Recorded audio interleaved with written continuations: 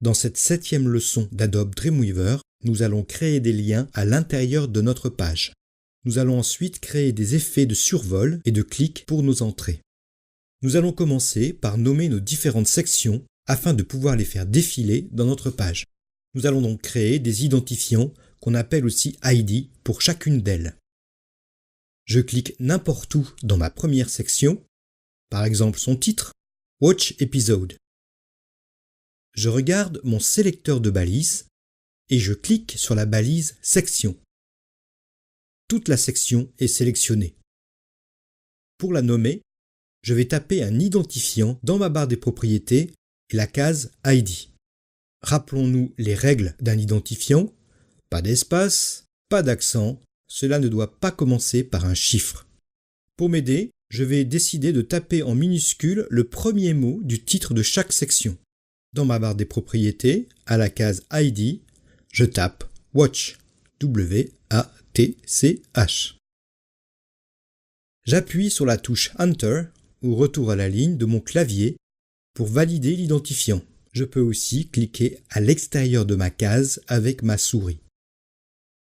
Maintenant, si mon curseur se trouve dans la première section, je peux observer un changement dans mon sélecteur de balises. La balise section est devenue section dièse ou hashtag watch. Cela signifie section nommée watch. Si je clique sur cette balise, je peux voir que dans le code, cela se traduit par section ID égale watch. Je fais défiler ma page vers le bas et clique dans le titre de ma prochaine section About the Show. Dans le sélecteur de balises, je sélectionne la balise section. Dans la case ID, je tape About et je valide avec Enter. Je fais de même avec la prochaine section que je vais nommer Cast. La section suivante sera nommée DVD. Je reste en minuscule pour éviter les erreurs. Et enfin, la dernière section sera nommée Épisode. J'enregistre mon fichier. Menu Fichier, Enregistrer. Je vais à présent créer les liens qui vont me permettre de naviguer dans ma page. Je fais défiler ma page vers le haut jusqu'à visualiser la barre de navigation. Je sélectionne les deux premiers mots, Watch Episode. Ils composent la première entrée de mon site. Une entrée pour un site, cela équivaut à un chapitre pour un livre. Dans la case Lien de ma barre de propriété, je tape majuscule arrobase, ce qui fait un hashtag, suivi de Watch. Ça veut dire que le lien va aller vers un endroit nommé Watch. Je peux valider avec Enter. Mon entrée est devenue bleue soulignée. C'est la présentation par défaut d'un lien sur une page web. Je vais tester mon lien. J'active le bouton En direct. Je clique sur mon lien. Ma section Watch Episode remonte en haut de l'écran. Je remonte en haut de ma page en utilisant l'ascenseur à droite de mon écran. Mon lien est désormais violet. C'est la présentation par défaut d'un lien déjà visité.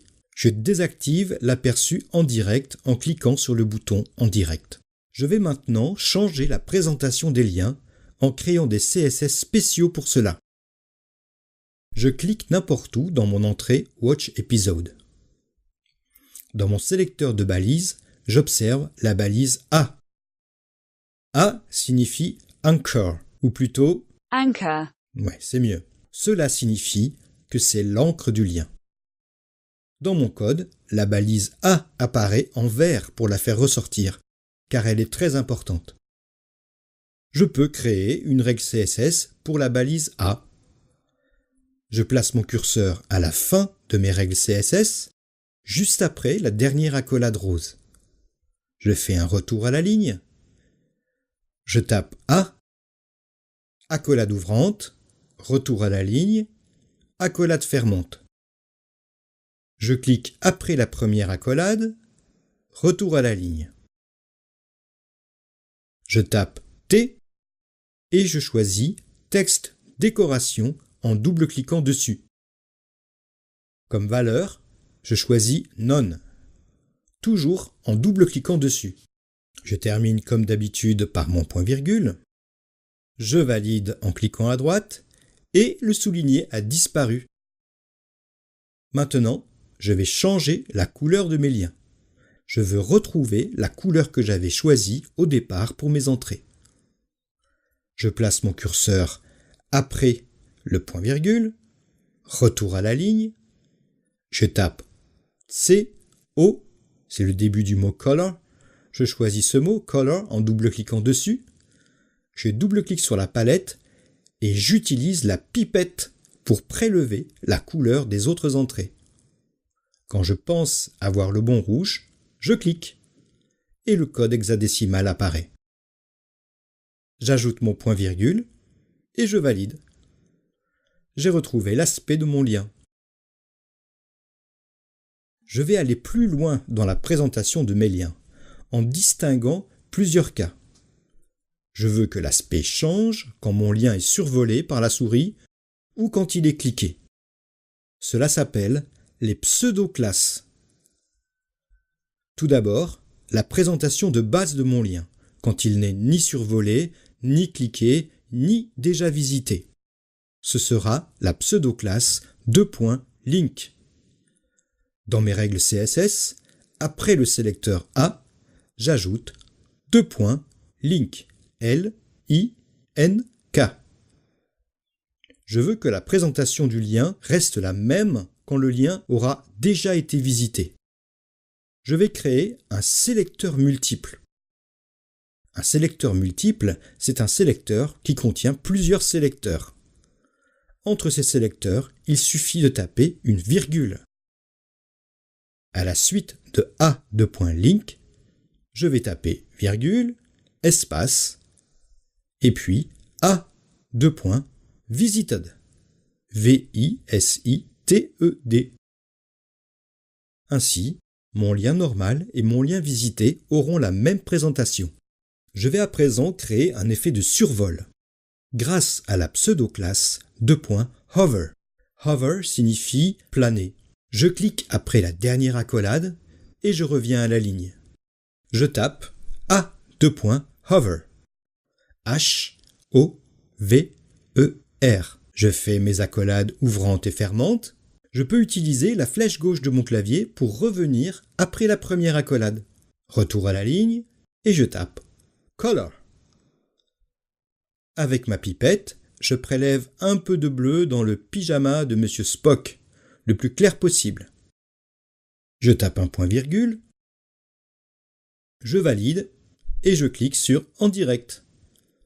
Je survole mon entrée et elle change de couleur. Je vais maintenant changer la couleur du texte quand on clique dessus.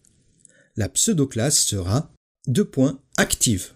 Comme précédemment, je crée un nouveau sélecteur en tapant à la suite A::active suivi des deux accolades. Comme précédemment, je choisis la propriété color. Cette fois-ci, je choisis la couleur blanche.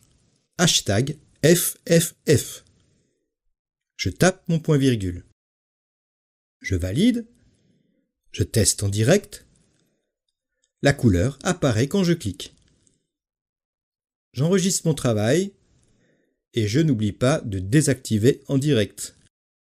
Il me reste à créer des liens sur les 4 entrées restantes. Je sélectionne About the Show. Dans la case Lien, je tape #about. Je sélectionne Cast and Crew. Dans la case Lien, je tape #cast. Je sélectionne DVD. Dans la case Lien, je tape #DVD en minuscule. Et enfin, je sélectionne Épisode Music Guide. Et dans la case Lien, je tape #épisode.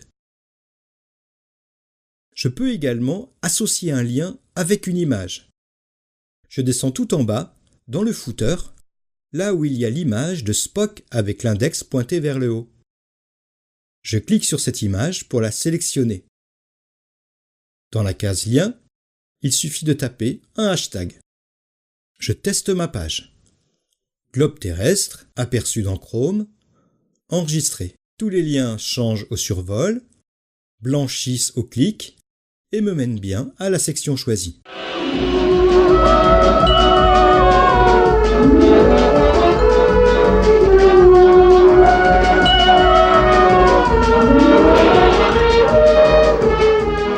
Je clique sur Spock et je remonte. C'est très joli, mais je suis encore obligé de remonter à chaque fois que je veux tester le prochain lien et il n'y a pas encore d'animation de scroll. Ce sera pour le prochain et dernier épisode. Dans cette leçon, nous avons créé des identifiants ou ID. Nous avons créé des liens internes dans notre page. Nous avons changé la présentation de nos liens. D'abord avec la propriété Text Decoration. Nous avons appris à utiliser la pipette pour retrouver facilement une couleur sur l'écran. Nous avons découvert les pseudo-classes, Link, Visited, Hover, Active. Nous avons créé un lien sur une image. Anchor, anchor, anchor, anchor, anchor, anchor, anchor.